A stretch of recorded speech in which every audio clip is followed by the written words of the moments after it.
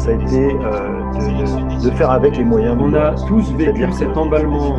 D'une part, on ne peut pas s'en tirer tout seul et donc très vite on a construit des groupes de travail avec des chercheurs, avec des méthodologistes pour avoir une lecture critique de ce qui était publié et non publié.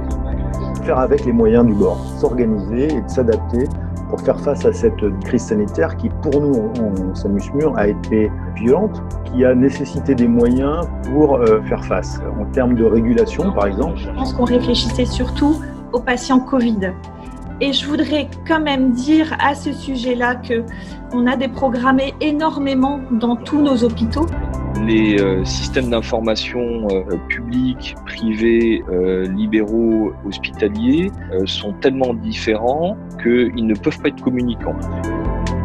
Quand même ce maillage VHT, CHU, ARS au niveau local, au niveau régional, interrégional et national, c'est quand même ce qui a permis de faire face.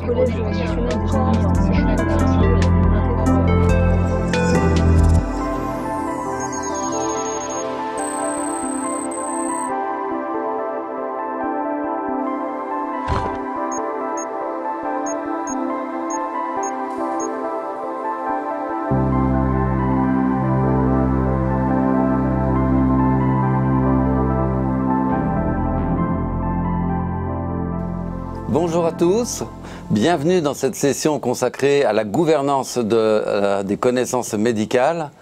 En effet, cette pandémie du Covid-19 a quelque peu, on va dire, malmené la science, malmené les connaissances, malmené la transmission des connaissances. Comment faire pour lutter contre les fake news? Comment lutter contre une certaine personnalisation du message scientifique, du message de transmission de connaissances? Comment reconnaître le factuel, de ce qui relève du factuel, du sérieux, ou plutôt de la croyance, de phénomènes sectaires? On est tous rassemblés ici pour en parler et je vais vous présenter nos 4 invités, en commençant par Marion Le Maréchal, qui est présidente des jeunes infectiologues de la Société savante des infectiologues français, la SPLIF. Marion, tu nous vois? Oui. Paul Frappé, qui est président du Collège de médecine générale, le docteur Marc Garnier, qui est président du comité des référentiels de l'ASFAR, qui est la Société française d'anesthésie et de réanimation, et enfin du docteur Hervé Maisonneuve, qui est rédacteur scientifique. On va donc tous ensemble parler et commencer par des exposés. Et je vais sans plus attendre donner la parole à Hervé Maisonneuve qui va vous parler de cette gouvernance. Bonjour, merci Frédéric. Donc la gouvernance des savoirs, je vais vous donner ma position personnelle qui peut peut-être être discutée. Ma position personnelle, c'est que c'est peut-être la mission des sociétés savantes. Alors, les sociétés savantes, qu'est-ce que c'est ? Si on regarde l'histoire, les XVIIe siècles, même en France ça a commencé, dans les pays d'Europe, les sociétés savantes, c'était ces savants qui en même temps avaient une position dans la société civile.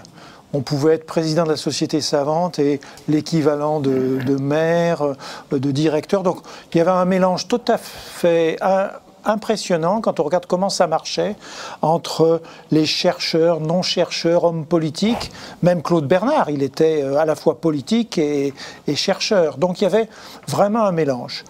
Et puis, ça a commencé avant, mais le XXe siècle a changé des choses. Alors d'abord, avant le XXe siècle sont apparues les universités, puisque les sociétés savantes étaient là avant les universités. Alors quand les universités sont apparues, il y a eu d'autres savants dans les universités et il y a commencé à y avoir des collaborations, des compétitions. Ça dépend beaucoup des domaines entre universités et sociétés savantes. Les sociétés savantes qui étaient là ont vu apparaître des universités.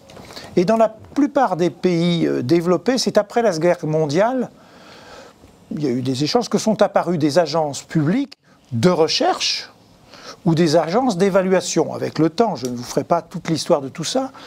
Et ces nouveaux acteurs ont voulu collaborer avec les sociétés savantes.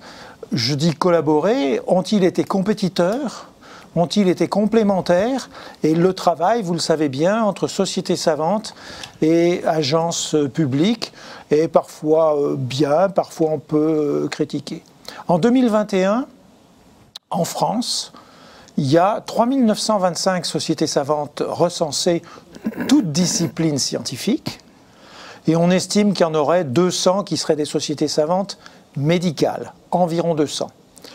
On va se poser les questions de qu'est-ce qu'elles font, mais elles sont en train de prendre dans la figure des impacts de nouvelles technologies, et ça va jouer sur la gouvernance des connaissances et des savoirs, puisque des canaux qu'elles avaient commencent à lui échapper. Je fais sous-entendu YouTube, Twitter et tout, et ces sociétés savantes, je m'excuse, parfois anciennes dans leur gouvernance, n'ont pas encore vu, et on aura exception avec les maladies infectieuses, où des jeunes se sont plus investis dans la société savante et ont probablement changé l'impact.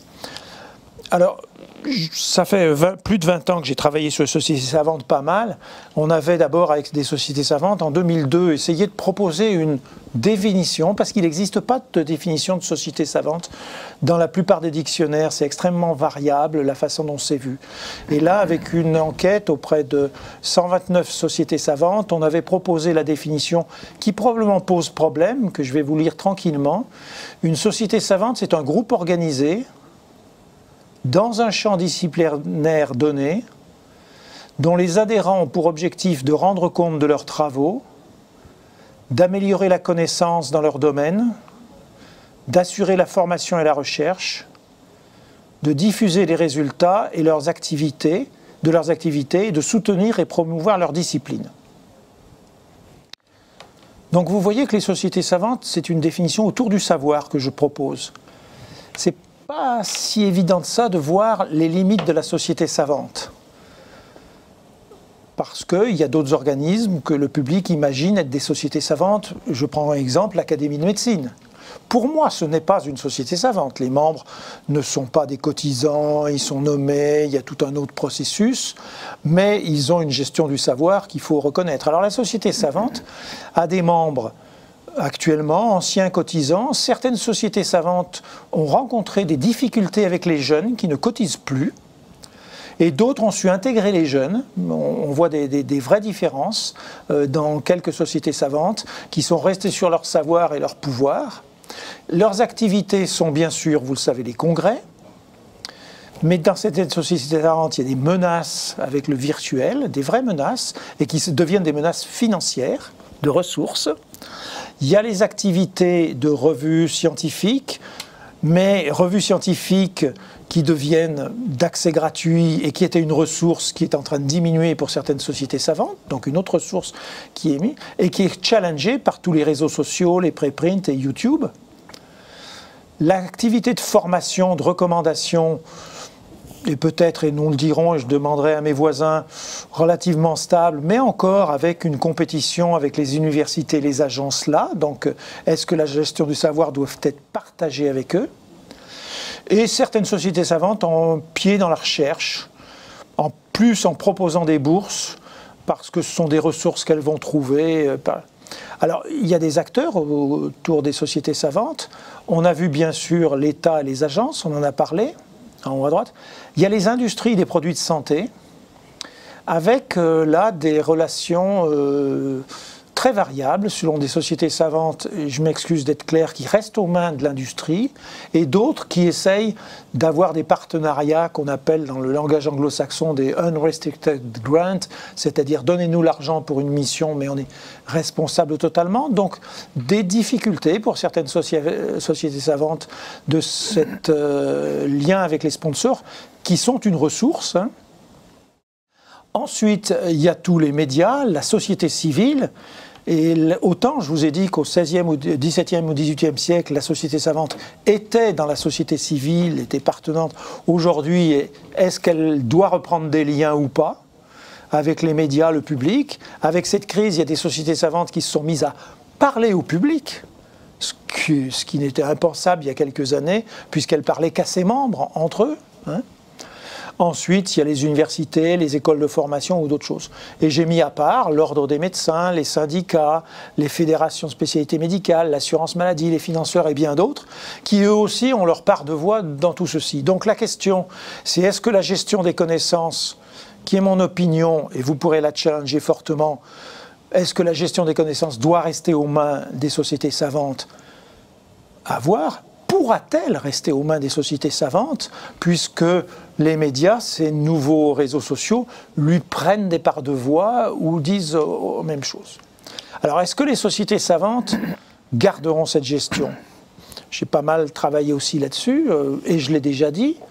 Des parts de voix qu'elles avaient dans le public commencent à augmenter, mais je m'excuse, sur les médias, on a vu des experts qui étaient peut-être des copains de copains d'eux ou qui étaient disponibles et qui se disaient infectiologues alors qu'ils avaient des services qui ne faisaient pas de l'infectiologie. Mais on ne voyait pas la société savante a envoyé un tel au nom de la société savante. Donc est-ce que leur part de voix... Hein, alors on a vu l'Académie de médecine, pas mal. Alors est-ce que c'est une société savante? Vous avez vu ce que je... Alors les pertes de ressources, pour certaines, sont importantes. Sur les congrès, les revues scientifiques et les sponsors. D'autres arrivent à bien gérer ça, avec des relations avec les sponsors qui font qu'elles continuent à avoir de l'argent. Quelle est la légitimité des agences sanitaires au milieu de tout ça? Et c'est à discuter. Quand on voit les accidents qu'il y a eu sur la maladie de Lyme, où des sociétés savantes se sont pris de bec avec la Haute Autorité de Santé, mais ce n'est pas le seul sujet. Donc la légitimité des uns et des autres. Et je crois qu'il faut se poser la question des jeunes chercheurs qui, dans certaines disciplines, ne suivent pas les sociétés savantes et dans d'autres disciplines ont été intégrés. Et on a l'infectiologie qui est un exemple, ont modifié le fonctionnement de la société savante parce qu'on fait les jeunes. Modifier la communication, les YouTube, les médias et compagnie. Donc je conclurai là-dessus en disant qu'on vient d'une histoire où la société savante avait sa place dans la société civile, gérait les savoirs, elle a vu arriver des compétiteurs de partout, elle voit des technologies de partout, elle voit cette pandémie. Est-ce que les sociétés savantes sont destinées à continuer à gérer les savoirs ou pas? Monsieur le président de séance, je n'ai pas la réponse, c'est pour ça que je me permets uniquement de poser des questions.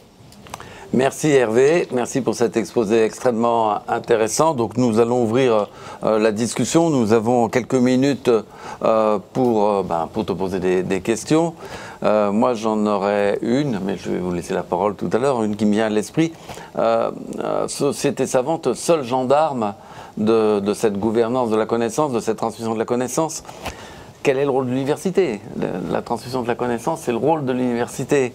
Quel est le rôle des agences? Oui, les agences, tu leur donnes une part un peu faible, mais les conférences de consensus organisées par les agences, par l'HAS, ont eu quand même un certain impact. Est-ce que les sociétés savantes sont vraiment imperméables au phénomène de mode? Est-ce que sur une même question, deux sociétés savantes ont la même réponse? Je parle par exemple d'avis d'experts, de bas grade.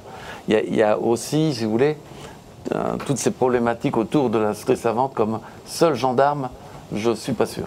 Alors je vais laisser s'exprimer nos trois autres experts. Moi j'ai été un petit peu direct. C'est sûr que l'université avec ses allers-retours a une vraie légitimité. C'est sûr qu'il y a des problématiques comme les conflits d'intérêts dont on a parlé tout à l'heure qui au sein des sociétés savantes existent. Est-ce qu'ils seraient absents ailleurs? Je vais laisser mes collègues réagir. Alors si, moi je vais me... On passera la parole à Marion. Oui, bien sûr, qu'on n'oublie pas Marion. Moi je vais vous donner du coup mon point de vue, puisqu'on me le demande, et bien évidemment en tant que président du comité des référentiels d'une société savante, qui est la Société française d'anesthésie et réanimation, vous imaginez bien que je partage ce que vous a dit Hervé Maisonneuve. Je vais juste essayer de développer en quelques instants pourquoi. Pourquoi? Parce que pour moi la société savante, c'est le maillage nécessaire pour faire des recommandations. C'est l'échelon qui, à mon sens, est intéressant et suffisant pour le faire. Je m'explique. Au niveau de l'université, bien évidemment, il y a des échanges et de la recherche et des prises de position qui s'y font. mais aujourd'hui, il n'y a pas beaucoup, en tout cas c'est comme ça que moi je le perçois, il n'y a pas beaucoup de transversalité et de collaboration au niveau national. C'est-à-dire que moi, si on m'avait demandé de faire des recommandations à l'échelle de mon université, peut-être qu'on se serait regroupé avec d'autres universités parisiennes, mais on n'aurait probablement pas été voir les universités du Grand Ouest, du Grand Est, du Nord, et que du coup, ce maillage national au niveau de l'université, pour moi, n'y est pas. Alors à l'inverse, il y est clairement pour les sociétés, les agences nationales type l'HAS, etc. Mais pour le coup, il existe, mais il est déconnecté du maillage local et des experts qui sont disponibles sur tout le territoire. On parlait tout à l'heure des conférences de consensus ou des recommandations sous l'égide de l'HAS, mais en fait ce qui se passe, c'est qu'on y retrouve les experts qui sont les experts qui établissent les recommandations au niveau des sociétés savantes. Et donc la légitimité de ces agences, certes elles ont la légitimité en tant qu'agences d'État, mais finalement quand elles émettent des recommandations, c'est parce qu'elles sont composées d'experts qui viennent des sociétés savantes. Donc pour moi je trouve que la société savante et éventuellement, alors à la limite, le rôle des agences est peut-être de regrouper lorsqu'on établit des recommandations transversales, multidisciplinaires, sur des parcours entiers de soins, elle a la légitimité, on va dire, de convoquer des experts de ces différentes sociétés et de coordonner leurs travaux. Ça, je le conçois tout à fait. Parce qu'une seule société défend quand même son vif. Absolument. Mais si moi, demain, l'HAS édicte des recommandations sur l'anesthésie en France, avec quelle légitimité? Ou alors, à reprendre des experts qui font partie de notre société savante. Et finalement, c'est pour ça que, de mon point de vue, elle est vraiment à l'échelon qui va bien pour le maillage territorial et la coordination des différents experts. On va laisser la parole à Marion. Oui, merci. Moi, je suis au groupe des jeunes infectiologues qui est sous l'égide de la Société savante de maladies infectieuses. Et c'est vrai qu'on a de la chance d'être à la fois très soutenu par la Société savante et à la fois d'avoir les mains relativement libres dans les différents projets qu'on propose. Donc c'est vrai qu'on a énormément investi, notamment les réseaux sociaux, que ce soit Facebook ou Twitter, avant la pandémie, mais on a pu utiliser ces réseaux qui étaient déjà en place afin de communiquer. Je pense qu'on en reparlera un petit peu après, hein, mais devant cette masse conséquente d'informations, et on a vu que l'avantage, comme vous disiez, c'était d'avoir un maillage national avec des jeunes infectiologues qui venaient à la fois de Paris, qui a ses propres problématiques, mais à la fois de toute la province, que ce soit des jeunes infectiologues qui étaient dans le nord-est, là où vraiment l'épidémie a été prise de plein fouet, et on voit que c'était vraiment important et très intéressant d'avoir un retour à la fois nationale et de pouvoir avoir une vue globale de ce qui se passait. Et ça, c'était possible parce qu'on était sous la légitimité de cette société savante qu'est la SPILF en maladies infectieuses. Donc moi, je suis assez d'accord pour dire que c'est un relais qui est primordial, et on voit bien qu'au début de cette épidémie, tout le monde s'est retourné vers la société française, vers les sociétés savantes de maladies infectieuses ou d'anesthésie-réanimation pour dire, bon, maintenant, qu'est-ce qu'on fait avec ces patients? Donc on voit bien que c'est aussi, ça fait aussi foi, et ça a du poids auprès des différents médecins en France, de se retourner vers ces sociétés savantes pour faire un petit peu la synthèse des connaissances actuelles et transmettre les recommandations qui nous semblent légitimes. Merci Marion. Je vais passer la parole à notre ami Paul Frappé. Oui, je vais m'inscrire en plein dans tout ce qui a été, dit. Effectivement, je pense que la réponse est à la question de la nécessité de ces sociétés savantes. Elle est dans leur existence même. Tant qu'elles existent, ça prouve qu'il y a un besoin. Et voilà, pour créer du lien, comme ça a été dit, au niveau géographique, notamment entre des universités qui peuvent être avec un aspect très local, sinon.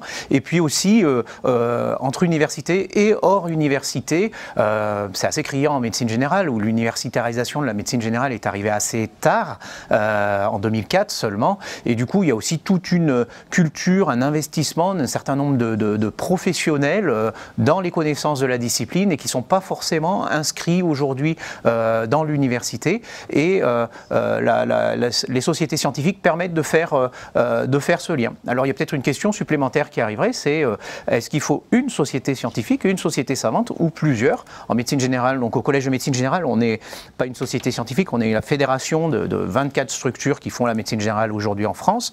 Aussi bien des sociétés scientifiques, et il y en a 4, le CNGE, SFMG, SFD, RMG et FTG. Je vous laisserai aller chercher la signification des sigles. Mais il y a aussi les syndicats, il y a des associations de formation initiale, continue, voilà, tout ce qui fait la médecine générale. Et on sent que pour créer la connaissance, il y a besoin d'avoir ces structures où il y a du liant au-delà de la chapelle dans laquelle chacun s'est investi. Merci. Donc on est à peu près tous d'accord pour dire que la société savante, c'est un peu le gardien du temple de la gouvernance des connaissances, avec, et tu l'as évoqué, quelques dérives sur lesquelles il faut quand même faire attention et mettre en garde. C'est par exemple les liens d'intérêt qui peuvent émerger dans des experts et leur expertise sur tel ou tel sujet, mais aussi, et peut-être une réflexion sur le fonctionnement aussi des sociétés savantes, parce qu'il y a quelquefois une certaine opacité dans les élections, dans le recrutement d'un conseil d'administration. Voilà. Il y a des présidents à vie. Il y a des présidents à vie. Et donc il y a peut-être aussi une nécessité, et c'est mon opinion, d'un toilettage, c'est-à-dire qu'il faudrait qu'il y ait, si vous voulez, une espèce de gouvernance de la gouvernance qui soit, on va dire, très transparente, on va dire, pour le fonctionnement de ces sociétés savantes et surtout des recommandations qu'ils peuvent émettre. Enfin, nous allons passer donc à des retours d'expérience. Je vais donner la parole à Marion Le Maréchal pour un retour d'expérience sur le suivi des données Covid. Alors, la première question, c'est qu'est-ce qu'on veut dire par les données Covid? Donc moi, ce qui me paraît intéressant de partager avec vous, c'est que on a été face à une problématique importante qui était comment prendre en charge ces patients, tous ces patients qui arrivaient avec des données qui étaient quand même pas très précises. Nous, on a l'habitude de travailler avec de la littérature qui est lue, qui est digérée, qui est synthétisée, avec des recommandations qui sont lues par des dizaines de personnes, où chaque point est relu, pour lequel on refait de la biblio. Et là, c'était pas possible de travailler comme ça. Donc, qu'est-ce qu'il nous fallait comme information? Les données qui nous intéressaient, c'était les données de transmission. Est-ce qu'il faut qu'on soit tous habillés en cosmonautes pour rentrer dans une chambre de patient? Ce qui était un point important, il faut s'en rappeler, puisqu'on on allait arriver rapidement en pénurie de matériel de protection individuelle, ou est-ce que simplement un masque chirurgical suffisait pour se protéger? Ce qui nous intéressait aussi énormément, c'était quels étaient les facteurs de risque de gravité de ces patients, quels étaient ceux sur lesquels il fallait avoir un œil un peu plus précis, enfin un peu plus critique, les surveiller de façon plus rapprochée. Donc ça, initialement, on n'avait pas vraiment d'infos. Certains facteurs de risque sont sortis rapidement grâce aux premières données chinoises. Quels étaient les signes cliniques prédictifs d'évolution défavorable? Donc là, c'est vrai que maintenant, on a le coup d'œil, on rentre dans une chambre Covid et on sait très bien que 2 heures plus tard, le patient sera transféré en réanimation. Mais au début, on ne savait pas. Donc ça, c'était des données extrêmement importantes pour nous. Bien entendu, quel traitement pouvait être efficace et puis quelles étaient un petit peu les données de mortalité.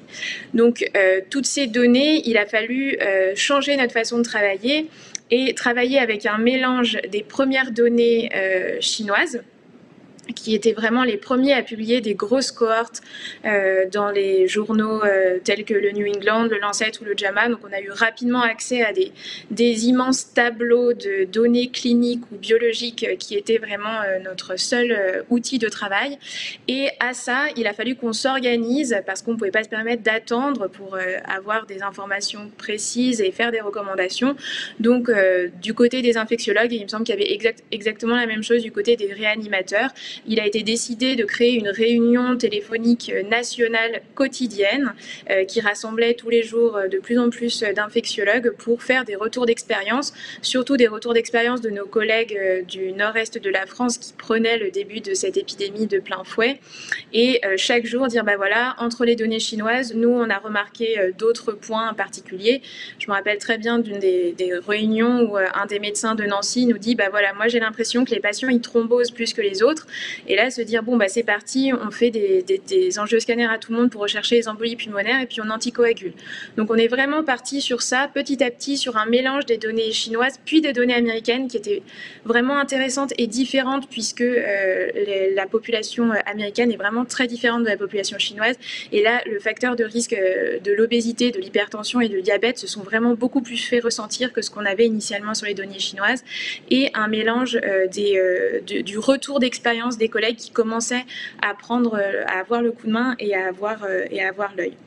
Donc ça, c'était vraiment entre nous au début pour arriver à se faire notre propre idée et à pouvoir émettre, on va peut-être pas parler de recommandations parce qu'on n'était vraiment pas sur un niveau de preuve extraordinaire, mais c'était tout ce qu'on pouvait fournir, dire bah voilà, il faut faire attention à tel patient, ça ressemble aux autres infections à coronavirus, il va falloir probablement mettre des corticoïdes, après peut-être que le confrère réanimateur pourra préciser plus, mais voilà, après on s'est posé les questions de l'intubation, il faut faire tout de suite ou plus tard, donc voilà, tout ça est venu un petit peu au fur et à mesure, mais c'était vraiment sous l'égide de la Société savante de maladies infectieuses pour faire la synthèse de toutes ces données et de savoir où aller chercher les informations qui étaient pertinentes. On a dû aussi travailler ce qu'on n'a jamais fait auparavant avec les préprints, qui sont maintenant quelque chose qu'on connaît par cœur, mais à l'époque, travailler avec des données qui avaient été non reviewées, on n'avait pas bien le choix, donc il a fallu aussi faire ça et faire nous-mêmes ce travail critique que font d'habitude les reviewers avant qu'un article soit publié. Et puis après, il a fallu communiquer sur ces données. Donc là, je pense que c'est là où peut-être les jeunes ont été en position intéressante. Nous avions déjà une grande utilisation des réseaux sociaux et on a pu communiquer sur Twitter, sur Facebook, dès qu'il y avait des informations qui nous paraissaient intéressantes, qui nous paraissaient pertinentes. Certains d'entre nous ont fait également des vidéos YouTube, des vidéos courtes pour expliquer un point précis de la prise en charge ou de la protection individuelle et proposer des symposiums, proposer voilà, tout ce qui a pu se mettre en place pour arriver à donner une information de qualité parce que c'est vrai qu'on croulait complètement sous les informations. Donc voilà, ça a été un challenge assez incroyable. Je pense qu'on a réussi à s'organiser de façon assez rapide pour donner des premières réponses pour aider tous les praticiens qui prenaient en charge ces patients. Et la communication, heureusement, on avait déjà commencé à mettre en place les bases pour permettre cette communication un petit peu large, surtout auprès des jeunes qui après faisaient remonter les informations auprès de leur service. Mais voilà, c'est un petit peu l'expérience, surtout du début de la pandémie, puisque après, bien sûr, avec les données suivantes qui sont arrivées, les séries un peu plus grosse avec plus de poids. Là, on a repris nos habitudes de travailler avec du matériel déjà un petit peu digéré. Mais voilà, c'est un petit peu l'expérience qu'on a eue du début de cette pandémie. On va passer à un deuxième retour d'expérience, cette fois-ci de la Société française d'anesthésie et réanimation. Donc Marc, tu vas nous faire ton petit diaporama. Oui, merci beaucoup. Donc effectivement, moi je vais vous donner notre petit retour d'expérience de la Société française d'anesthésie réanimation. Alors, après c'est à toi. Pas pour qu'on regarde ça en détail, mais juste pour resituer pour tous les gens qui nous regardent, ça c'est l'échelle de temps habituelle dans notre société, mais qui est finalement assez commun à beaucoup de sociétés. Ça c'est l'échelle de temps habituelle entre la proposition complètement à gauche d'un sujet de référentiel et puis à droite la présentation, la publication, la diffusion, éventuellement la traduction pour des revues anglophones des référentiels. Ça prend du temps et c'est complètement normal et nécessaire, parce qu'il y a besoin de faire tout le processus qu'évoquait déjà Marion dans l'intervention juste précédente, de poser les questions, d'appliquer une méthodologie de recherche, de faire une recherche exhaustive de la littérature, de digérer ses connaissances, de proposer des recommandations, de les amender, de les valider, puis de les diffuser. Et ça, à la SFAR, ça prend entre 12 et 18 mois, et c'est un délai qui est relativement incompressible, et on pourra en discuter si vous voulez, mais globalement, il est nécessaire. Et là, je vais présenter avec vous quelques paradoxes qu'on a rencontrés. Certains ont été déjà évoqué un petit peu par Marion. Le premier, C'est un paradoxe qui est que on a dû travailler dans l'urgence et sur quelque chose qu'on ne connaissait pas beaucoup. Vous avez ici, vous reconnaissez sans doute la courbe des cas cumulés en Europe, et dans le monde d'ailleurs, mais en Europe en jaune, des cas cumulés d'infection à SARS-CoV-2, et on voit que la courbe s'infléchit à partir de la mi-mars 2020. Et on a dû un petit peu, pour répondre aux attentes des collègues, édicter des premières recommandations. On pourra aussi discuter du terme recommandation, c'était plutôt des préconisations, hein, puisque clairement on n'avait pas l'assise habituel pour dicter des recommandations fortes, formelles, gradées, avec des niveaux d'exigence importants. Mais donc on a dû édicter une première série de préconisations pour aider à l'organisation des blocs opératoires, des réanimations et adaptation de l'offre de soins anesthésiques et réanimatoires. Et on a sorti la première version sur la 3e semaine du mois d'avril 2020. Et donc vous voyez qu'entre le début des premiers cas en Europe et en France, donc avec l'Italie un petit peu en avance sur nous, et le moment où on sort des premières préconisations, il se passe 2 mois, alors que je viens de vous dire que d'habitude il se passe 12 à 18 mois. Et ça, c'est le premier paradoxe. On a dû établir des recommandations sur une maladie qu'on ne connaissait pas 2 mois avant. Le deuxième que je voulais partager avec vous pour ouvrir un petit peu la discussion, vous avez tous vu ces papiers. Ici, c'est la description du SARS-CoV-2, les premières descriptions du virus, donc à la fin 2019 en Chine. Et donc, vous voyez que le virus a été décrit sur 3 patients adultes chinois. Et lorsqu'on a eu les premières descriptions de la maladie, la Covid-19, la maladie engendrée par le virus, donc sur ce papier du Lancet, eh bien, ça portait sur 41 patients chinois de la région de Wuhan.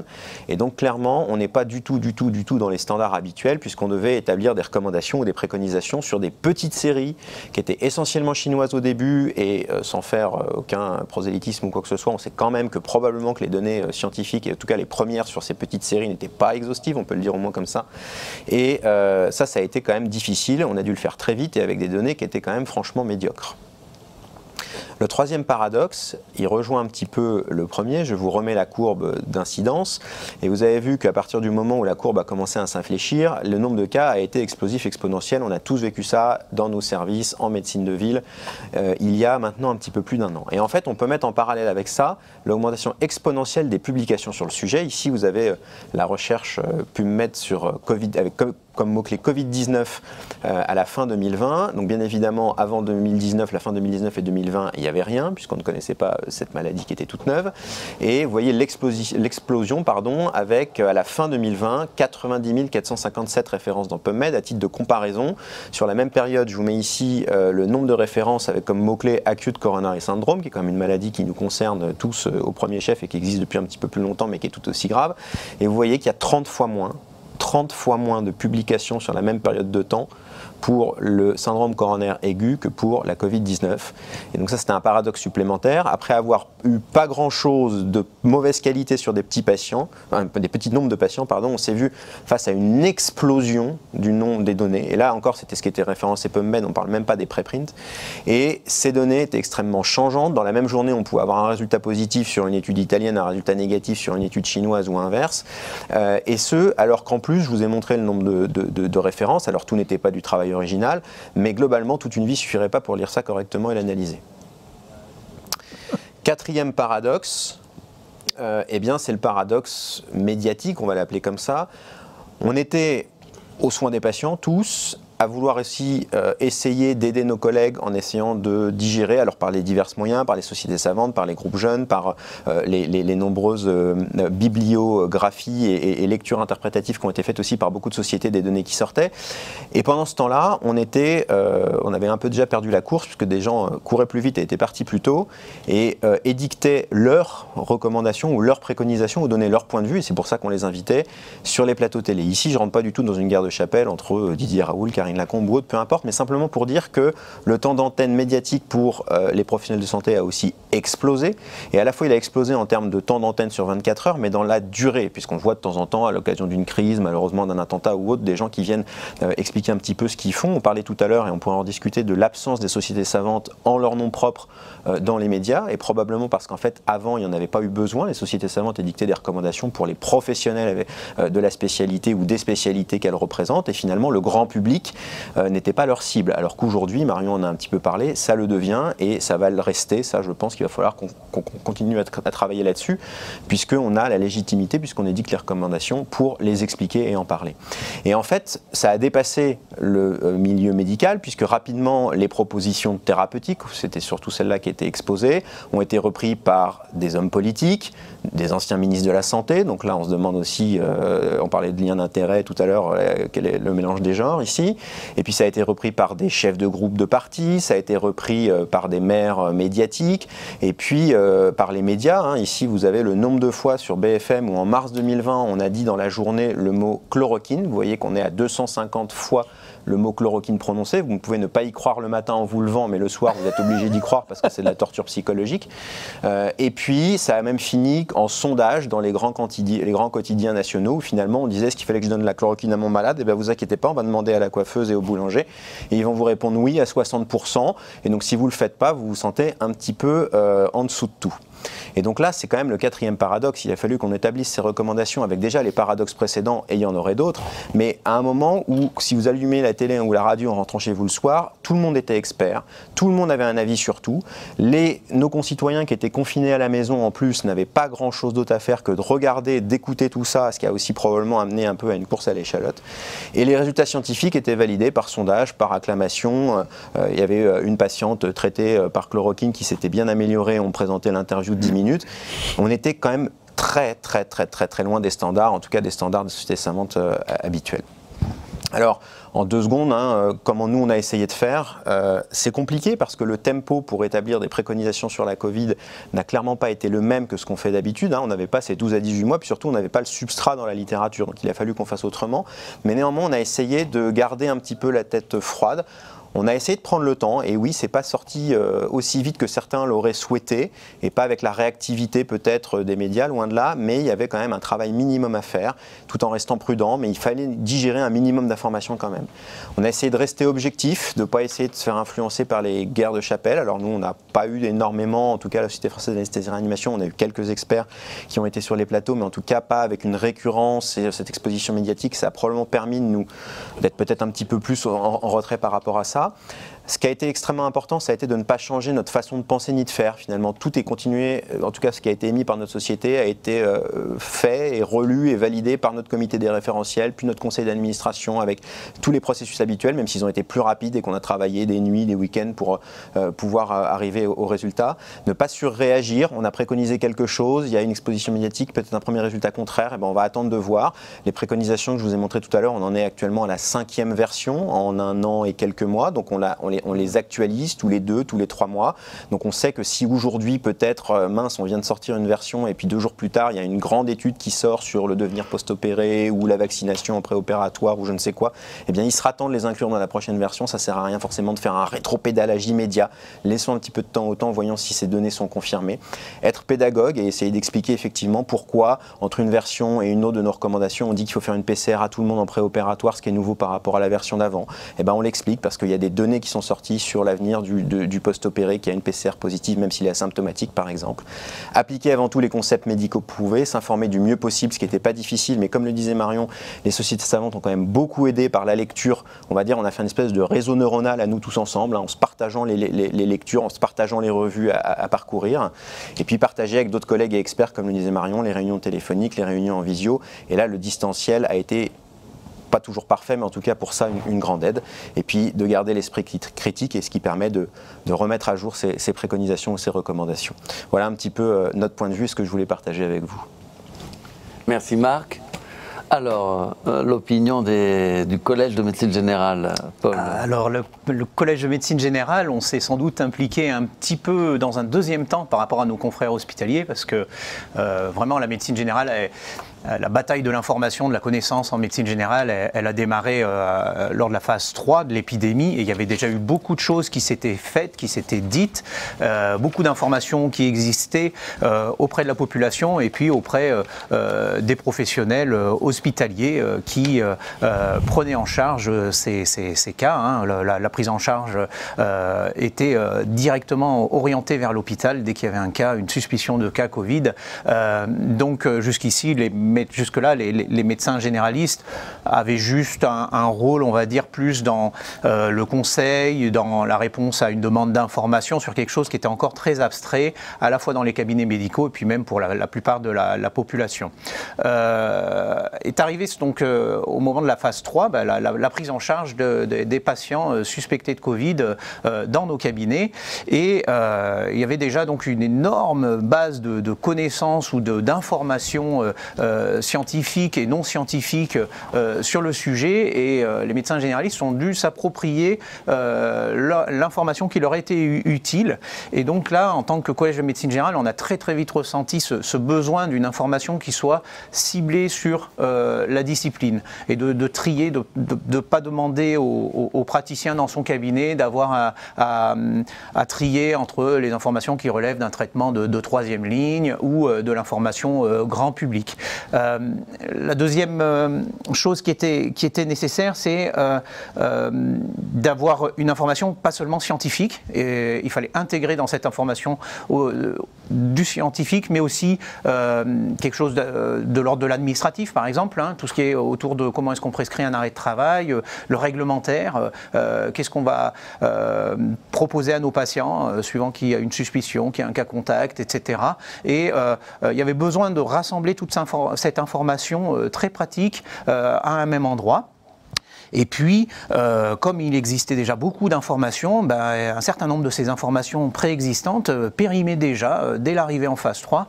Et d'ailleurs, on s'est rendu compte que beaucoup de documents n'étaient pas horodatés, donc persistaient sur la toile, et on ne savait pas persister des discours opposés. Et il fallait actualiser, proposer un vecteur qui actualise vraiment en temps réel l'information et qui l'horodate pour pouvoir dire, oui, du jour au lendemain, les connaissances ont évolué. Il y a une grande labilité des prises en charge qui s'est révélée dans cette crise.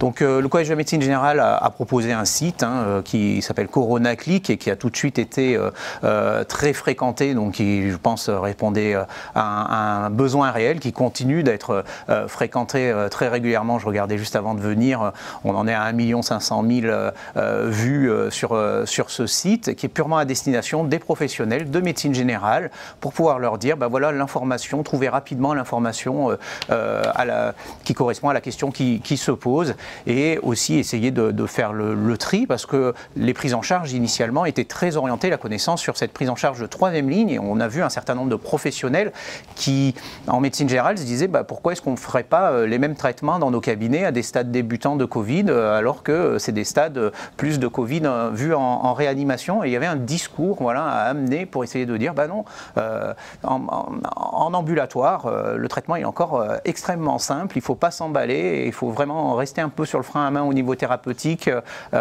Et donc ce vecteur CoronaClick, j'espère, a permis de calmer certaines initiatives qui auraient pu être délétères, et de rassurer le médecin qui pouvait être assez perdu par rapport à la somme d'informations existantes. Alors en parallèle, au-delà de cette interface qui essayait de proposer une information triée, il était important là aussi de proposer des référentiels, de créer des référentiels, parce que il n'existait pas au début sur la prise en charge, a fortiori des stades précoces et des suspicions des patients suspects de Covid. Au début, on a eu en ville des patients qui étaient étiquetés Covid sans avoir de test. On n'avait pas de test pour PCR, et du coup on devait prendre en charge les patients qui avaient des symptômes approchant quand même très aspécifiques, enfin très peu spécifiques ces symptômes, et gérer ça un petit peu à l'aveugle. Et des référentiels se sont créés, donc le Collège de médecine générale et les structures du Collège de médecine générale, notamment ces sociétés scientifiques, se sont investis dans la rédaction de réponses rapides avec la Haute Autorité de Santé, dans la rédaction aussi d'avis avec le Haut Conseil de Santé publique, et puis aussi avec les différents partenaires, les autres sociétés scientifiques, avec la COREB, etc. Il y a eu besoin de créer ces référentiels spécifiques à ces patients particuliers qui sont vus en ville et qui n'atterrissaient pas forcément à l'hôpital, qui ne s'aggravaient pas, bien heureusement, tous. Troisième action, pour nourrir ces référentiels, il faut créer des études et créer des études, c'est important de les créer sur les patients les plus sévères, mais aussi sur les patients qu'on voit en ville. Il y a plein de questions qui se posent et il était nécessaire de participer à lancer la machine, d'aider, de soutenir la recherche en ambulatoire, la recherche thérapeutique, mais aussi la recherche plus épidémiologique. Qu'est-ce qui se passe dans nos cabinets? Ça a été un grand désastre dans cette crise de ne pas pouvoir dire ce qui se passait dans nos cabinets. Même les décès n'étaient pas comptabilisés, les décès qui survenaient en ville. Voilà, il y a vraiment un manque de données épidémiologiques de ville qui était criant, qui a été mis sous la lumière avec cette crise. Et donc il y a un certain nombre d'études qui se sont lancées, d'initiatives pour essayer de voir comment améliorer cette prise en charge et mieux comprendre ce qui se passe dans nos cabinets. Et du coup, le Collège de médecine générale essayait de soutenir, d'entraîner les professionnels à s'investir en tant qu'investigateurs dans un certain nombre d'études, encore aujourd'hui avec Coverage par exemple. Et puis enfin, dernière roue du carrosse, mais pas la dernière par ordre hiérarchique, la remontée d'informations, très importante là aussi, d'avoir des retours de terrain. On a eu des initiatives, par exemple Covigi, qui permettaient d'avoir des retours d'informations à la fois sur qu'est-ce qui se passe dans nos cabinets, puis quelles organisations aussi ont été mises en place. Il y a eu beaucoup de réorganisations sur les territoires et du coup quelque chose dans une dimension assez pluriprofessionnelle, comment les médecins sont organisés avec les pharmaciens, les infirmiers, comment est-ce qu'ils ont réorganisé leur cabinet et puis quelles questions se posaient aussi dans leur cabinet, dans leur prise en charge et du coup à la fois via Covigi, via Coronaclic, on a eu un certain nombre de remontées qui ont été extrêmement utiles pour nourrir les études et pour nourrir, pour ce qui est des organisations, un projet de plan blanc. Donc on est en pleine élaboration de ça avec les différentes institutions en responsabilité, d'un plan blanc pour les nouvelles crises qui pourraient survenir à l'avenir et impliquer la médecine générale. Quel rôle on peut avoir et comment est-ce qu'on peut s'organiser, s'adapter rapidement, localement, pour répondre avec des prises en charge efficaces. Voilà un peu les 4 points. Le fait d'avoir une information triée, ciblée pour le professionnel et qui soit à la fois scientifique mais aussi non scientifique, administrative et autres. Le fait de participer à la création de référentiels et de référentiels spécifiques parce qu'on ne prend pas en charge une suspicion de Covid ou un patient qui a un Covid stade léger par rapport à un patient qui a un Covid au stade très avancé et sévère. Le fait de participer, de promouvoir la recherche sur ces terrains-là parce qu'elle est nécessaire pour nourrir les référentiels et le fait de se nourrir de la remontée d'informations et de se projeter pour l'avenir pour avoir plus de plasticité et plus d'efficacité dans l'adaptation de nos prises en charge. Merci Paul. Merci pour ces retours d'expérience. Maintenant, le débat est ouvert. Il y a plein de questions moi, qui me viennent à l'esprit. On avait un point commun un petit peu sur cette problématique de diffusion de connaissances alors qu'elles ne sont pas forcément bien établies, et notamment l'emploi des réseaux sociaux. Moi je ne suis pas un grand utilisateur des réseaux sociaux, mais est-ce qu'il n'y a pas un danger aussi de trop s'exposer et surtout de s'exposer à des réponses de groupes organisés qui manient très bien les réseaux sociaux et sur lesquels il est difficile de contrer. Je parle par exemple des anti-vax. J'en ai fait l'expérience, si vous diffusez une information qui vous semble factuelle, vous pouvez avoir des milliers de tweets qui vont vous insulter et qui parfaitement organisés et qui vont pratiquement détruire votre message factuel par des fake news, mais qui vont peut-être avoir plus d'impact que le message initial. Comment vous abordez ça et je pense beaucoup à Twitter, qui est le réseau social le plus adapté à ce genre de dialogue qui peut complètement dériver. Marion, tu en as parlé. Comment vous faites pour vous organiser pour ne pas avoir ces réponses, on va dire, massives de gens qui sont à la fois organisés, mais qui ont peut-être un autre message que par exemple les anti-vax ou les fake news? C'est difficile, on ne peut pas vraiment. dès qu'on parle de sujets un petit peu épineux, et puis on en a eu depuis cette crise Covid, que ce soit la problématique de la chloroquine, que ce soit maintenant bien sûr les vaccins, c'est des sujets sur lesquels on sait que si on communique dessus sur les réseaux sociaux, on va se faire écraser. Donc c'est des sujets sur lesquels il ne sert à rien de communiquer sur les réseaux sociaux, puisque le message que l'on souhaite faire passer va complètement être écrasé par les réponses et par le retour. Donc après, c'est vrai que c'est un petit peu ce que vous disiez tout à l'heure, de pas non plus rentrer dans le débat dans certains débats où la société savante n'a pas forcément sa place, parce que voilà, on essaye de produire des connaissances les plus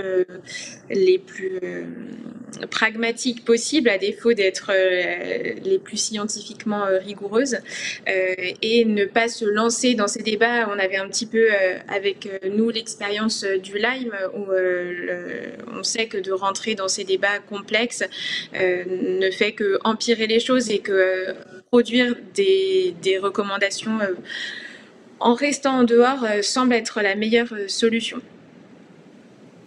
Vous avez des opinions ? Oui, je pense qu'il y a une difficulté, on en a un petit peu parlé tout à l'heure, c'est on s'est retrouvé confronté à un changement de cible en fait.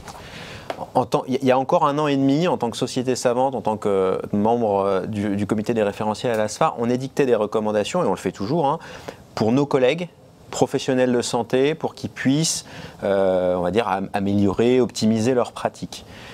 Et je pense qu'il ne faut pas qu'on perde ça de vue. Quand on digère de la littérature, qu'on fait des recommandations, c'est avant tout pour les professionnels de santé.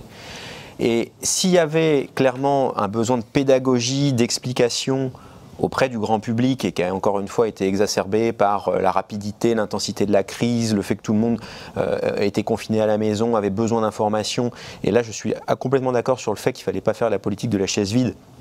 Il fallait occuper ce temps médiatique, parce que sinon ça aurait été vraiment ça aurait été donné à quelqu'un d'autre, la place, et avec des messages qui étaient probablement moins scientifiques et moins mesurés, moins modérés. Mais globalement, je pense qu'il ne faut pas qu'on se trompe. Je pense qu'il faut qu'on continue à faire des recommandations, et qu'on parlait de gouvernance, et c'est en ça que la société savante a aussi ses propres moyens de communication, et que sur Twitter, comme effectivement il n'y a pas de limite, il n'y a pas de groupe restreint, et tout le monde peut avoir accès à l'information, c'est à mon sens plus faire preuve de pédagogie, mettre en exergue ce qui est fait, mais pas forcément diffuser la connaissance médicale par là, parce que sinon, effectivement, elle est à la portée du premier groupe de pression venue, et surtout au moment d'une crise comme ça, déjà, établir la recommandation alors qu'on soigne des malades matin, midi et soir, c'est compliqué, mais si alors en plus on commence à rentrer dans la bataille et à prendre le temps de répondre, contre-répondre, etc., on s'en sort plus et on fait plus le cœur du métier. Il ne faut pas oublier qu'on est quand même des soignants avant tout. Donc je pense que ça a mis en exergue cette crise, la rencontre, mais télescopée, parce qu'en fait, elle n'avait pas du tout été anticipée entre les sociétés savantes et les comités qui établissent des recommandations et le grand public. Ça, effectivement, c'était... à la limite, avant la crise, on aurait pu mettre sur Twitter nos référentiels, ça aurait intéressé personne, et personne ne serait venu les lire en dehors des collègues que ça intéresse. Mais là, maintenant, effectivement, je pense que ce n'est pas l'espace pour... que ça soit un outil pour diffuser que cette information existe, un outil pour faire preuve de pédagogie auprès du grand public, je pense que oui. Mais avant tout, les recommandations sont pour les professionnels de santé, et surtout, elles ne répondent pas forcément à l'attente du grand public. Je le mettais tout sur la diapo tout à l'heure. Je pense qu'avant tout, il faut aussi des fois accepter de ne pas conclure. Et ça, aujourd'hui, dans le monde dans lequel on vit, et avec quelque chose de très bipolarisé, c'est oui ou c'est non, il n'y a jamais de zone grise. Non, nous, souvent, il y a des zones grises, il y a des choses, nous, on établit des recommandations, des fois ça se termine par absence de recommandations. À ce jour, on ne peut pas encore conclure, on ne peut pas vous dire si oui ou non il faut anticoaguler, on ne peut pas vous dire si oui ou non il faut donner tel médicament. Et ça, c'est pareil à l'échelle des réseaux sociaux. Je pense que ce n'est pas un message qui est malheureusement audible aujourd'hui. Hervé, les réseaux sociaux. Les réseaux sociaux. Moi aussi, j'ai été agressé sur les réseaux sociaux. Je pense à la fois qu'il faut y être, mais qu'il y a beaucoup de dangers.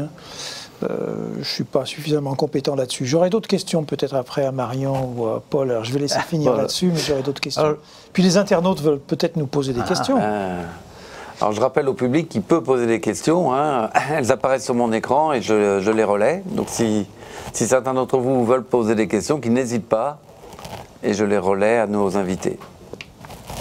Oui, alors moi de mon côté, je dirais qu'il y a quand même une nécessité qu'une société scientifique, une société savante communique et prenne le temps, ne reste pas dans sa tour d'ivoire en disant on fait nos connaissances, nos référentiels dans un entre-soi, ne serait-ce que pour confronter leurs connaissances, leurs référentiels à des contre-arguments. Maintenant, avec quel objectif? Et c'est peut-être là qu'il ne faut pas se tromper. Le but, c'est pas d'aller convaincre sur Twitter la personne qui est en face ou les personnes qui sont en face. Le but, c'est pas d'aller de demander à ce que les patients deviennent tous des médecins réanimateurs, des médecins infectiologues, des médecins généralistes. Chacun doit rester dans sa position, mais je pense qu'il y a quand même nécessité de mettre en avant et d'aller communiquer aujourd'hui cette information, sans quoi le débat va se faire sans elle.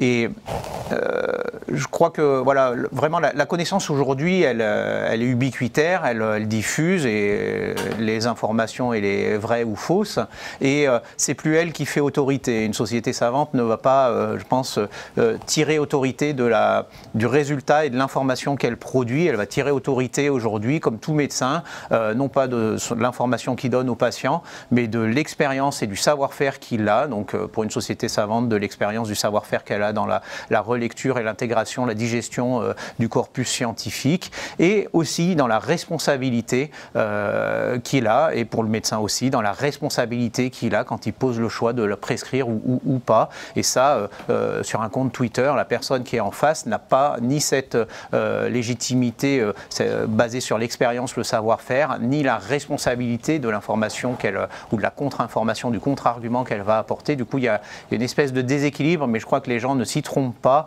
Et autant il faut présenter cette information, autant ne peut-être pas avoir l'objectif de convaincre la personne, simplement de l'informer qu'une structure qui est responsable en tant que société savante a tel discours.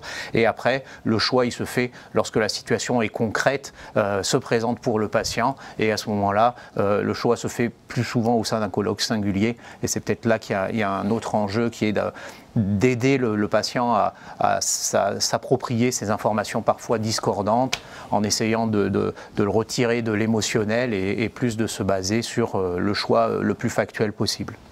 Merci. Nous avons donc commencé notre table ronde avec ces questions. Une dernière question, après je vous laisserai si vous avez des questions, mais il y a quelque chose dans ce que tu as dit qui m'a frappé, c'est quand l'état de l'art n'est pas sûr, comment une société savante, et c'est peut-être un cinquième paradoxe, comment une société savante, comment un savant peut dire « je ne sais pas ». Et en fait, c'est toute la problématique du début du Covid. C'est qu'il fallait que les sociétés savantes annoncent et communiquent qu'ils ne savaient pas. C'est un contre-message pour une société savante. Et je pense que c'est très dur pour une société savante de dire qu'elle ne sait pas. Et d'ailleurs, elle ne l'a jamais dit réellement. Elle a dit peut-être essayer ça, mais elle n'a jamais dit non, on ne sait pas. Et cette phrase aurait dû, à mon avis, être imprimée. Parce que ça s'oppose complètement à la croyance, aux fake news. Parce qu'eux, ils savaient dès le début. Et dans une population qui a peur, quand on réveille une peur ancestrale, évidemment, on va vers les sachants, croyants, plutôt que vers les ignorants, savants, non, savants ignorants, qui disent les savants ignorants. Qui disent qu'ils savent et ça, c'est un vrai paradoxe. Je ne sais pas si Marion a une opinion là-dessus. C'est sûr qu'on ne savait pas. On savait rien, mais non, c'est surtout, en fait, il a fallu se dire, rester pragmatique et se dire, c'est pas que des choses nouvelles. Il a fallu arriver à raccrocher certains syndromes à des choses qu'on connaissait, se dire, ben voilà, c'est une maladie virale aiguë déjà, donc c'est pas les antiviraux qui vont nous sortir de là, c'est le vaccin, parce que c'est comme ça que ça fonctionne pour toutes les autres épidémies. On s'en est jamais sorti sur des maladies virales aiguës avec des antiviraux, donc il fallait avancer, continuer d'avancer, de ne pas mettre tous nos espoirs dans ces antiviraux. C'est par exemple des choses sur lesquelles on a pu se dire, bon ben voilà, ça on le sait, se dire, bon ben on a une détresse détresse respiratoire aiguë, avec une pneumonie inflammatoire, ça va mieux avec des corticoïdes. Donc, on va aussi se raccrocher à des choses qu'on sait. On sait on connaissait un petit peu les coronavirus, leur mode de transmission. Donc, certes, il y avait plein de choses qu'on ne savait pas, et c'était ça la difficulté. Mais on a pu aussi se raccrocher à de l'expérience qu'on avait via d'autres maladies qui pouvaient ressembler ou d'autres situations qui ont pu ressembler. Et c'est aussi pour ça qu'on a pu proposer des préconisations et dire, voilà, au vu de ce qu'on nous a dit sur les premières données chinoises et de ce qu'on sait d'autres expériences qu'on a pu avoir, c'est ça qui nous semble le plus pertinent à faire ou à ne pas faire. Et donc, je pense que ça, c'est vraiment très important. En effet, on ne savait pas, mais quand on se retourne vers la société savante en disant qu'est-ce qu'on fait, on ne peut pas simplement dire on ne sait pas, débrouillez-vous.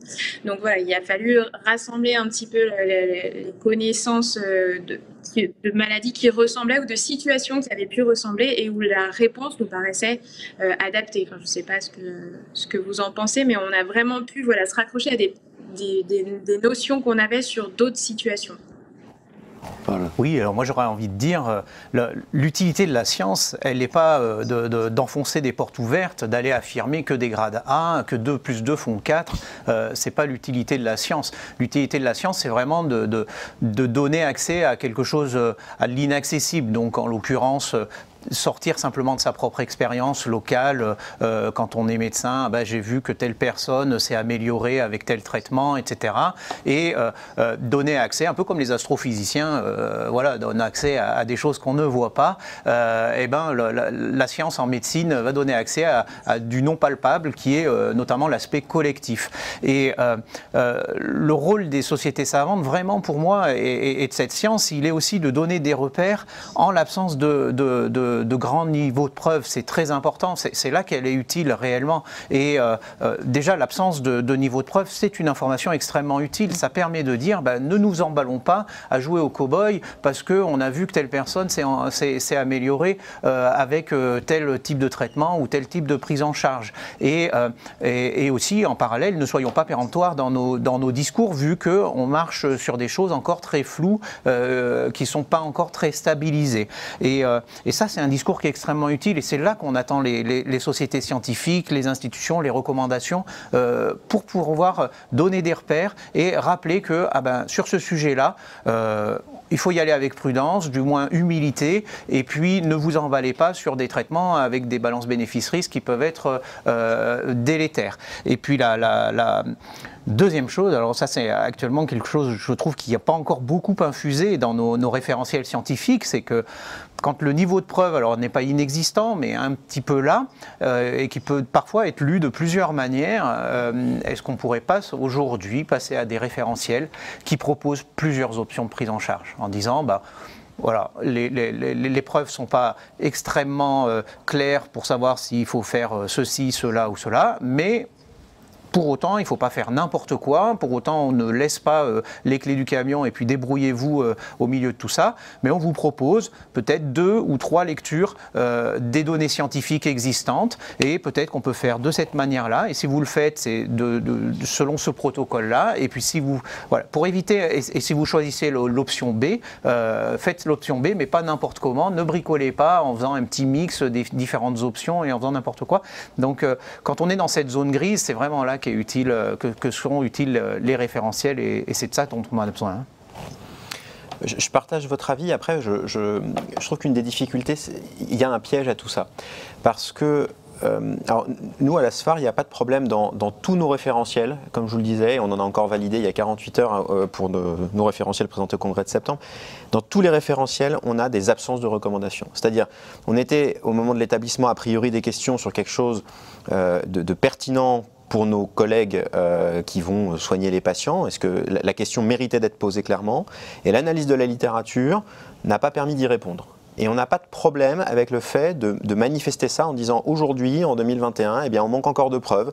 On met un argumentaire à la suite des absences de recommandations, qui peut se traduire par il n'y avait juste rien, ou alors il y avait du contradictoire ou du faible niveau de preuve, et on explique pourquoi. On arrive à ne même pas se prononcer sur un avis d'expert.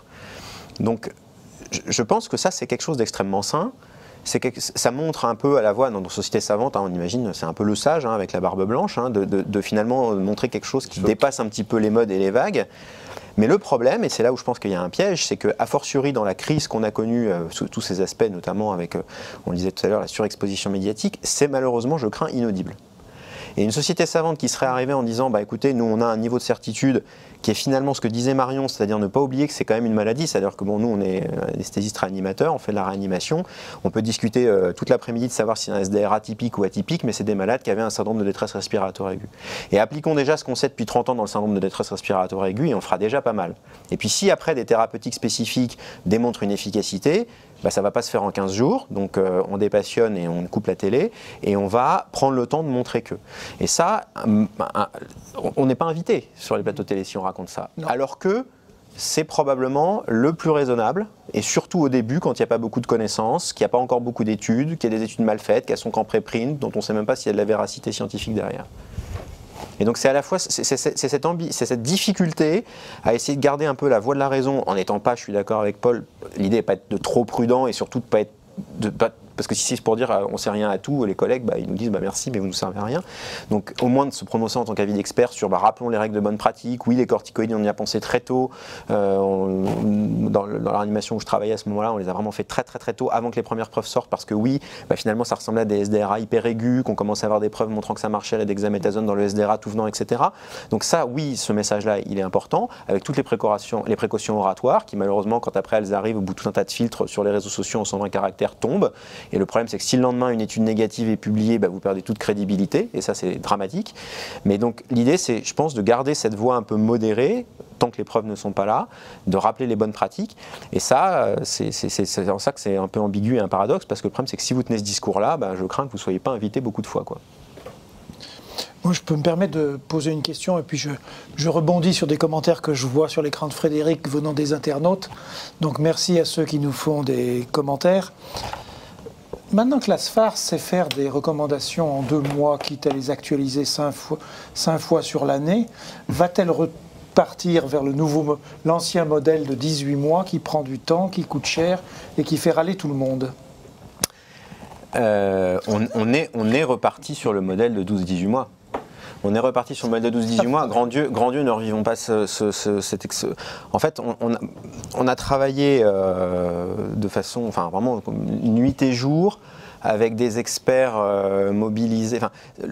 Honnêtement, donc on peut pas continuer. Non, on a besoin d'un minimum. L'idée n'est pas de faire pas la barbe blanche exagérée, mais on a besoin d'un minimum de tranquillité. On a besoin d'un minimum de temps pour digérer l'information. Là, en 2020, quand on a sorti ces préconisations, heureusement, sur la première vague, je pense que ça a été le cas pour nous tous, le reste s'est arrêté. Tous les autres malades n'étaient plus là. Les blocs opératoires, certains pour des bonnes, d'autres pour des mauvaises raisons. Des patients n'étaient plus là, mais d'autres ont été reportés. Donc je dirais que tout le reste s'est arrêté, et y compris au niveau de la société savante, l'établissement des autres référentiels qui étaient en cours à ce moment-là se sont stoppés. Et en dehors de ceux qui étaient quasi finalisés, en 2020, en dehors de ces préconisations Covid, on n'a sorti que 2 référentiels alors qu'on en sort 6 à 8 par an. D'accord. Donc on a pu se jeter dedans. Aujourd'hui, on va en sortir 5 cette année, on est reparti, il y a le petit rebond post-Covid, on est parti sur 8 projets pour 2022. On ne pourrait pas tout établir comme ça. Et d'ailleurs, je pense que ce serait une erreur, parce qu'on a besoin de ce temps d'analyse de la littérature, on a besoin de cette collégialité dont on parlait pour rediscuter ensemble des recommandations, les voter et en débattre. Je vous suis en tant que médecin et ça me paraît logique, mais si j'étais le grand public, je n'arrive pas à comprendre cette histoire. C'est bien pour ça que je disais tout à l'heure que les recommandations d'une société savante s'adressent à nos collègues qui comprennent ce besoin de temporalité. Et c'est en ça que la cible est différente. Je pense que le grand public, il a besoin d'informations, il a besoin de savoir qu'on y travaille, il a besoin d'avoir quand il y a des grandes choses très importantes, très impactantes, il a besoin qu'on lui délivre. Mais je ne pense pas qu'il ait besoin de rentrer dans tous ces détails. Moi, je pense qu'il y a vraiment une cible qui n'est pas du tout la même, quoi. Il faut qu'on occupe les deux, même si on occupait très peu celle du public. Il va falloir qu'on l'occupe, et pour ne pas laisser ne serait-ce la place qu'aux des apprentis sachants, on va dire, mais c'est pas le même travail et pas la même cible, je pense. Oui, je pense que pour résumer, il y a 2 cinétiques. Il y a la cinétique de la connaissance, qui est une cinétique, comme tu le dis, qui est une cinétique lente, et il y a une cinétique, lors d'une crise sanitaire que l'on vit actuellement, une cinétique de la croyance, une cinétique d'attente de la population qui, elle, est extrêmement rapide. Et donc, on ne va pas y revenir, qui favorise bien sûr les fake news. Mais là où je ne suis pas complètement en phase avec ce que tu dis, est-ce qu'on a besoin de cette temporalité parce qu'on est encore dans un schéma d'organiser des recommandations à date fixe, comme des grandes messes qui rassemblent les experts? Est-ce que ce n'est pas un modèle dépassé? J'en veux pour preuve certaines sociétés étrangères qui, cette fois-ci, par peur de se faire démentir par une publication qui sortirait le lendemain des recommandations, par exemple, je prends un exemple, puisqu'on a beaucoup de médecins qui nous écoutent, mais comme l'hypothermie, oui. qui était recommandée à J0 et démentie par une publication à J+1. Et on ne va pas attendre 5 ans pour refaire des nouvelles recommandations. D'autres sociétés savantes se sont organisées pour arrêter justement de faire ces grandes messes et de faire de l'analyse de la littérature au fil de l'eau. Et non plus dans une dynamique temporelle avec des seuils, mais de faire ça dans une dynamique qui ne s'arrête pas. C'est-à-dire que c'est de l'analyse au fil de l'eau avec des recommandations actualisées au fil de l'eau. Oui, mais si tu veux, avec un modèle complètement différent des experts, de l'analyse de la littérature, etc. Et ça a l'air quand même de commencer à marcher, parce que j'en veux pour preuve peut-être l'inondation, on l'avait en physique, en chimie, en mathématiques, des préprints. Mais maintenant, il va falloir en tenir compte dans la littérature, parce que entre le préprint et l'article reviewé, publié, il s'écoule 6 mois en gros, et sûrement beaucoup plus après le Covid, parce que là, il y a une accélération complète de la littérature, mais probablement ça sera 1 an. Mais comme c'est notre travail aussi de reviewer, est-ce que c'est pas aussi le rôle des sociétés savantes d'analyser ce flux de littérature, même mal déjà trié par les revues, pour commencer à faire des recommandations au fil de l'eau? Est-ce que ça ne peut pas coexister? C'est vrai qu'on voit bien que les réponses surgissent vite, et les questions surgissent vite, et les réponses prennent du temps à arriver. Et c'est vrai que si on essaye de répondre à toutes les questions avec la grosse armada de construction des référentiels, ça va être compliqué. Il y a peut-être... sans pour autant jeter le bébé avec l'eau du bain, continuer à avoir cette construction de fonds, de référentiels, et puis en parallèle une structure de communication avec un entretien.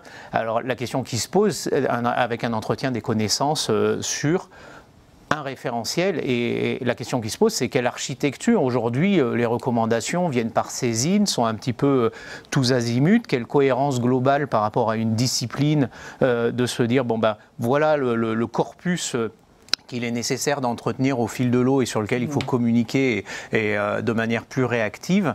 Je pense que là, il y a une politique de la connaissance et de l'entretien de la connaissance qui manque peut-être encore, du moins pour la médecine générale, qui est nécessaire à mettre en place pour se dire, bon ben voilà, il y a ce corpus-là qu'il faut entretenir de manière réactive au fil de l'eau, et puis même aussi une politique des saisines pour éviter que ce soit un peu en réponse et du coup en deuxième rideau après une polémique qui est arrivée, ah bah tiens, ou parce qu'il y a tel lobby, tel mode actuel, et ben on va faire un référentiel sur ce sujet-là, quoi.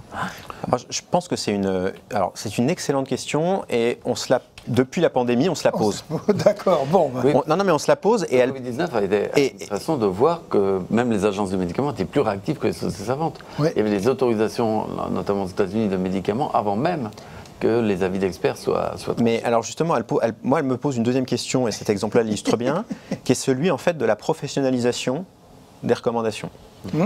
Parce que l'exemple de l'hypothermie, on en a tous finalement 2 jours, mais peut-être même 2 ans plus tard, une étude vient vraiment remettre en cause une des recommandations, et se dire qu'elle sera réactualisée 5 à 10 ans plus tard ne suffit peut-être pas, c'est peut-être pas assez réactif.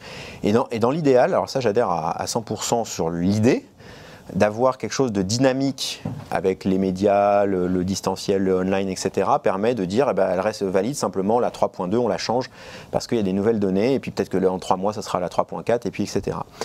Mais ça a un vrai souci, c'est que, alors, à la SFAR, mais j'imagine, on est déjà une grosse société savante, on est 12 membres du comité des référentiels pour organiser, comme je vous le disais, 6 à 8 textes par an. Et donc vous voyez, si on prend quelque chose de pas trop caduc, on va dire une dizaine d'années, on est sur 60 référentiels. Qui fait cette veille bibliographique quotidienne, regarde des nouvelles données, vérifie si elles sont en opposition avec le texte de 60 recommandations pour aller le modifier? Moi, je ne suis pas un professionnel des recommandations, je suis anesthésiste réanimateur, je travaille au bloc opératoire en réanimation, je suis en plus médecin hospitalier universitaire, j'enseigne, etc. Et je fais sur mon temps libre président du comité des référentiels. À moins de professionnaliser le comité, ce qui pose d'autres problèmes, puisque du coup je suis déconnecté de ma pratique de terrain, de médecin anesthésiste réanimateur et de mes collègues et de leurs attentes. Donc c'est en ça. Ou alors, c'est ce qu'on disait tout à l'heure, il faut que ça revienne aux agences, qui eux, en gros, pourraient être payés à faire que ça, mais avec le découplage de la base, du maillage et de la pratique. Donc, dans l'idéal, je trouve l'idée très bonne et excellente, et cette réactivité est probablement nécessaire, mais en pratique aujourd'hui, on en a discuté nous dans la société savante, on ne sait pas comment faire face à ça, à moins de professionnaliser tout le monde, ce qu'une société savante ne peut pas faire. Et ce qu'il y a du coup, il faut déléguer ça à des agences dont c'est le métier. On parlait de l'agence du médicament, c'est son métier de faire que ça, mais en se découplant du terrain, de la clinique. Et ça, c'est un gros risque aussi. La SPLIF, qu'est-ce qu'elle en pense? Et justement, je suis en train de réfléchir à est-ce que vraiment des recommandations émises peuvent être entièrement jetées à la poubelle par une étude qui serait venue tout chambouler du début à la fin? J'en suis pas persuadée. En effet, ça peut bouleverser un point ou deux des recommandations qui sont importants et pour lesquelles on peut émettre une nouvelle préconisation. Mais est-ce que c'est pas aussi finalement intéressant d'avoir un certain recul sur les études et de pas se dire ah bah voilà ça vient tout changer, et voilà, et partir un petit peu sur une nouvelle mode. Donc on peut en effet pas passer notre temps à mettre à jour les recommandations au fil de l'eau comme si c'était un fichier Word partagé. Mais je pense que ce temps de digestion d'un nouveau résultat incroyable qui doit quand même derrière être confirmé est important. Et c'est vraiment ce dont on a manqué cruellement pendant tout ce temps. Et oui, émettre des recommandations en 2 mois, enfin des préconisations en 2 mois pour le Covid, c'est vraiment une belle... Voilà, on n'avait pas trop le choix, il fallait le faire, mais peut-être que le recul est aussi quelque chose d'important, de ne pas se jeter sur une nouvelle étude en disant que tout ce qu'on a fait jusque-là est bon à jeter à la poubelle. Merci. J'aimerais soumettre à nos invités une problématique qui, pour moi, a été complètement nouvelle lors de cette crise sanitaire. Ça a été la personnalisation du message scientifique, de la connaissance. Personnalisation, bon, on voit ce que je veux dire, l'IHU, mais puisque je suis aussi membre d'une société savante, puisque j'ai aussi élaboré et participé à l'élaboration de recommandations, cette personnalisation du discours scientifique, les sociétés savantes n'y échappent pas non plus. Il n'y a qu'à voir, lorsqu'on fait des recommandations d'experts, on a aussi des arguments d'autorité qui ne sont pas forcément, qu'on n'a pas un grade 1A, on a de la discussion et des querelles de chapelle et une certaine personnalisation, si vous voulez, de la transmission des connaissances à travers des référentiels de sociétés savantes. Mais quel doit être le rôle des sociétés savantes et surtout comment lutter contre effectivement cette personnalisation qui a été poussée à l'extrême avec l'expérience marseillaise? Quelle arme on peut avoir? Comment on peut lutter contre ça, contre cet aspect messie et qui quelquefois a une dérive sectaire? Je sais que c'est très difficile, mais est-ce qu'on a un rôle à jouer? Comment jouer? Et quel est le rôle des sociétés savantes dans ce dilemme? C'est ce problème des... Enfin, c'est pas un problème. Je voudrais demander l'avis de Marion là-dessus. Une société savante d'infectiologues, c'est 700 membres, et la plupart des sociétés savantes, c'est moins de 1000 membres. Et comme vous nous l'avez bien dit, vous avez extrêmement bien communiqué à vos professionnels. Et de ce côté-là, c'est une petite communauté. Les médecins généralistes, c'est quoi, 60 000, 80 000? Oui, ça dépend de la manière de compter, entre 50 et 100 000. Entre 50 et 100 000. Donc, est-ce qu'on fait pour 700 membres? Est-ce que c'est faisable pour 60 000 ou 80 000? Ça, c'est déjà ma première observation. Et deuxièmement, l'IHU de Marseille, auquel tu fais allusion, c'est adressé au grand public, sous-entendu, eux vont influencer les professionnels ou quoi que ce soit. Donc, je ne sais pas comment jouer sur ces canaux, hein, Marion, parce que la SPIF n'a pas fait son truc pour le grand public, quoi. Oh, ils ont essayé un peu. Alors, concernant la question...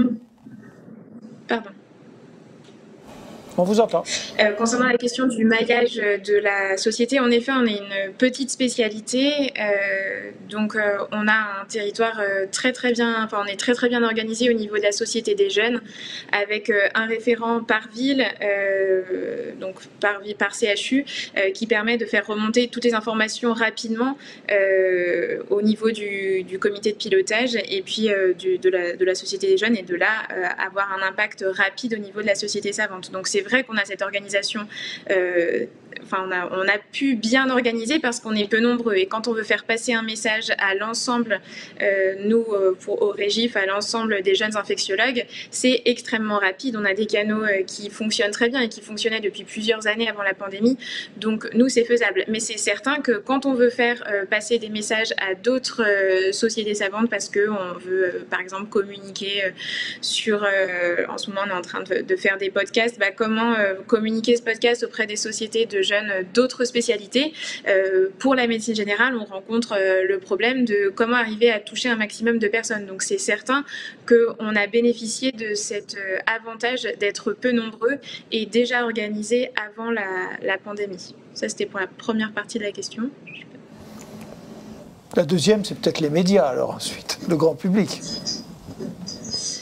Alors, en effet, nous, on s'est organisé pour la communication, surtout entre nous, et pour diffuser l'information au niveau des infectiologues et sur la prise en charge qu'on proposait au fur et à mesure que nos connaissances augmentaient. Et au niveau du grand public, alors on a essayé de faire, certains membres du Régif, des petites vidéos YouTube vraiment très rapides sur des formats courts pour expliquer certains points précis comme le port du masque, comme la vaccination, mais je sais pas vraiment la transmission des recommandations de la Société savante vers le grand public. Après, là où ça a été beaucoup plus compliqué et où on a vraiment dû occuper la place et l'espace public, c'est la problématique de la vaccination, donc qui est arrivée beaucoup plus tard, avec des connaissances sur le Covid qui étaient mieux établies, mais par contre des connaissances au niveau des vaccins qui étaient beaucoup plus récentes. Et là, il a fallu communiquer auprès du grand public sur l'efficacité, sur l'absence d'effets secondaires pour la vaccination. Et donc là, on a vraiment dû utiliser tout ce qui était à notre disposition, que ce soit les sites internet de Vaccination Info Service, Twitter. Là, il a vraiment fallu davantage occuper l'espace que ce qu'on a pu faire au début de la pandémie, où là, c'était davantage une communication à l'encontre, pour les professionnels de santé. Alors, sur la question de la personnalisation, encore une fois, je pense que quelle est la cible? C'est-à-dire qu'autant il y a pu avoir une personnalisation du discours vis-à-vis du grand public, autant quand on s'adresse aux professionnels et à travers le processus d'établissement de référentiel, je crois que dans une société savante qui fonctionne correctement, le nombre de garde-fous contre cette personnalisation est tel que, en tout cas dans notre exemple, je ne vois pas comment ça peut arriver. Dans notre société savante, quand on établit des recommandations, on a 1 ou 2 coordonnateurs d'experts, et quand le sujet est relativement polémique, on en met au moins 2, si ce n'est 3, d'obédience ou d'écoles différentes. Les coordonnateurs d'experts ne rédigent pas les recommandations, ils ont interdiction de rédiger en eux-mêmes les recommandations, ils sont là pour coordonner le travail et harmoniser dans la forme le travail fait par les experts. Les experts sont en binôme, avec des binômes qui ne viennent pas du même centre. On tient à un équilibre Paris-Province, public-privé dans notre discipline. On y associe des infirmiers anesthésistes si besoin, on y associe des infirmiers de réanimation si besoin. Une fois que tous ces experts ont travaillé, ils sont accompagnés par un méthodologiste de notre comité tout au long du travail, et on arrive à la fin à un vote des recommandations anonyme, par un outil informatique, qui fait que clairement, ce n'est pas un vote par acclamation où celui qui crie le plus fort a raison, puisque le vote de celui qui crie le plus fort vaut autant que celui qui n'a rien dit au fond de la salle. Et on obtient un accord fort de recommandations qui sont ensuite validés par notre comité et validés par le CA, avec donc un double niveau de relecture et des échanges. pour la question de la personnalisation, là, je pense que vraiment, on échappe à ça. Maintenant, il reste dans la diffusion de cette information. Voilà, il reste dans la diffusion de cette information, mais encore une fois, je pense que c'est un problème de cible. Elle est dans l'établissement de référentiel pour nos collègues, je trouve en tout cas dans notre société relativement minime, ce risque est relativement minime. Quand on bascule dans l'information au grand public, le risque est nettement plus grand et on l'a vu. Oui, je dirais qu'effectivement sur la question de la personnalisation, peut-être la question n'est pas tant sur la personnalisation, mais la gourouisation de la personne en question. Et une société savante peut être identifiée comme une personne, peut constituer une personne, une chapelle, et aussi se constituer comme gourou collectif, et toute personne qui est en dehors de cette société, du discours officiel. Voilà. Et comme ça a été très bien dit, il y a besoin aussi qu'au sein des sociétés savantes, il y ait des chartes de fonctionnement, des règlements intérieurs qui assurent un certain nombre de garanties pour que cette collégialité et ce discours soient crédibles. Et c'est la même chose quand c'est une personne qui s'exprime au niveau individuel. Je pense que la neutralité n'est pas de ce monde. De moyens d'y répondre, non pas de viser la neutralité, mais de viser la crédibilité de la parole donnée. Et pour ça, il faut donner les outils de la transparence, qui ne sont pas que des outils de la transparence vis-à-vis de l'industrie pharmaceutique. On est tous modelés par nos engagements, que ce soit universitaires, que ce soit pour certains syndicaux, etc., par ces expériences, ces croyances, et d'essayer d'avoir une transparence, alors pas totale, mais sur un certain nombre d'éléments publics. Je pense que c'est important de dépasser aujourd'hui la transparence uniquement vis-à-vis des liens de financement par l'industrie de prescription. C'est ce qu'on essaye de faire au Collège de médecine générale avec un portail qui s'appelle Archimède et qui propose aux médecins qui le souhaitent de créer leur déclaration publique d'intérêt, et qui dit, voilà, moi j'ai une activité qui est de type libéral ou salarié, et ça vient influencer notre discours, nos prises en charge. Je suis adhérent dans telle association, j'ai reçu aussi des fonds, bien sûr, de telle et telle structure, et on essaye d'ouvrir un peu l'éventail de ces différents éléments qui permettent de juger de la crédibilité pour l'interlocuteur, qui permettent de juger de la crédibilité du discours de la personne. Puis, je pense que le dernier point, c'est quand même la sanction. Et il faut de la justice. Si là, on veut que la parole soit crédible, il faut qu'à un moment, quand il y a une fraude qui est avérée, pas tergiverser. Quand noir sur blanc, il y a eu une fraude, une bêtise, et même si la personne est très bien humainement, très plaisante, etc., il faut qu'il y ait sanction et réparation de la fraude qui a été commise. Je pense que ça, là-dessus, il faut peut-être être plus proactif. Merci. Écoutez, le temps qui nous était imparti est pratiquement terminé, donc il me revient un petit peu de conclure ce riche débat. Moi, j'ai noté quelques idées fortes qui ont émergé de nos discussions. On a tous souligné, et vous avez tous souligné plutôt le rôle central et peut-être même de monopole dans la gouvernance des connaissances que constituent les sociétés savantes. Je crois que là, on est à peu près tous d'accord que la société savante, c'est vraiment le gardien du temple. Sur la communication, la diffusion, le rôle des réseaux sociaux, là aussi, je crois qu'on a, d'une manière consensuelle, on s'est dit, c'est pas de rentrer dans le débat, de rentrer dans la polémique, ça doit se limiter à de l'information pure, et sans se jeter dans une arène où, et ça a été notamment dit par Marion, on n'aura que des coups à recevoir et on serait forcément perdant vis-à-vis des groupes de pression qui sont parfaitement organisés. On a parlé de cette double cinétique, cette cinétique, tu l'as très bien dit, cette cinétique lente de validation et de cristallisation de connaissances fondées, et malheureusement l'attente du public, notamment dans des crises sanitaires, qui veulent une sanction immédiate, une recette immédiate, et la porte ouverte évidemment à des phénomènes de croyance, et tu l'as dit aussi, peut-être des phénomènes un peu sectaires, de gourouisation, je vais adopter le mot. On a parlé aussi de la problématique des référentiels qui sont peut-être trop cassants, trop directifs. Peut-être qu'il y a une méthodologie à revoir des référentiels. De toute façon, la méthodologie des référentiels, elle évolue. Ce qu'on dit aujourd'hui sur cette méthodologie, elle sera peut-être plus valable dans quelques années. Revoir peut-être aussi Et ça, je m'implique fort dans ce discours, revoir aussi peut-être la gouvernance des sociétés savantes, car quelquefois il y a une certaine opacité ou des règles qui ne sont pas forcément très démocratiques, revoir peut-être aussi, parce que c'est la mode, les liens d'intérêt, avoir peut-être une meilleure réactivité, hein, on l'a dit, peut-être qu'il y a aussi des choses à avoir, à ajouter, pas forcément à détruire, mais à ajouter sur une meilleure réactivité des référentiels sur l'actualité scientifique. Et enfin, on en a parlé un tout petit peu, peut-être aussi un maillage des sociétés savantes pour avoir un discours qui peut ne pas être contradictoire, plus uniforme et peut-être plus en adéquation avec l'attente finalement des patients. Parce que finalement, on a parlé beaucoup des connaissances vers les professionnels de santé, mais ces connaissances, c'est d'abord et avant tout pour la population et nos patients. Donc il y a cette interface quand même qu'il ne faut absolument pas oublier. Écoutez, je vous remercie tous. Merci. Merci. Et écoutez, je pense que ce débat était vraiment riche. Et puis je vous donne rendez-vous à la prochaine session qui va se dérouler dans quelques minutes. Merci. Merci.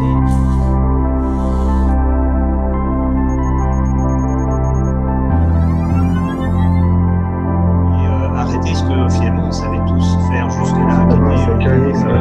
La collaboration entre les acteurs, on va pouvoir tout le monde était à son chaque cabinet, par exemple une recherche européenne, il n'y a pas encore eu de Sans parler des patients atteints de la maladie avec des troubles respiratoires.